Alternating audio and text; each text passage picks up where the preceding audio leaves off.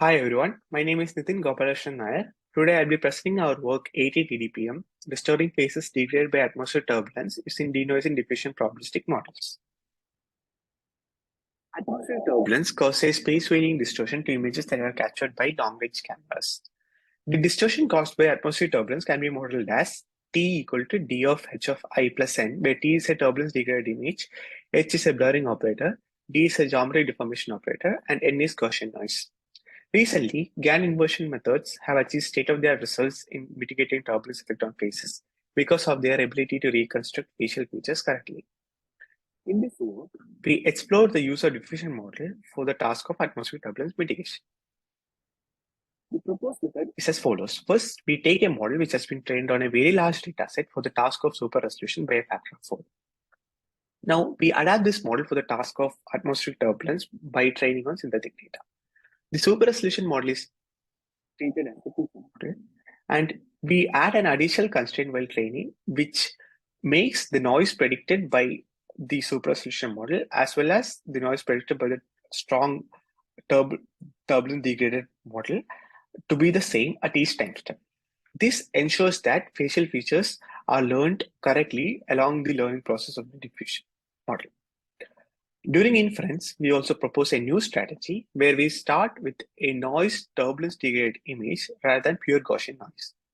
This significantly boosts the inference time of the diffusion model.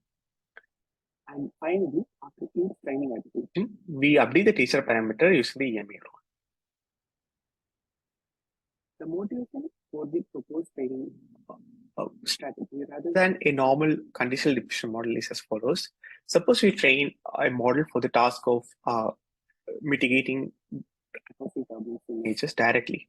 What happens is that since turbulence is a very complex degradation, rather than focusing on key facial structures, the model will try to remove the overall turbulence in the image and hence fail to reconstruct key features properly in the image. As we can see in the top image, although we can vaguely see the structure of the face from this distorted image, the structures are not preserved properly in the reconstructed image.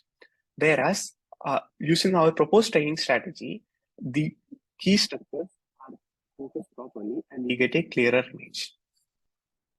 The motivation for starting the noise degraded image is as follows. As we can see, when the levels of noise is pretty high, a noise turbulence degraded image looks almost the same as a noise clean image. Hence, the network can see get the key features from the noise turbulence degraded image and perform a faster inference.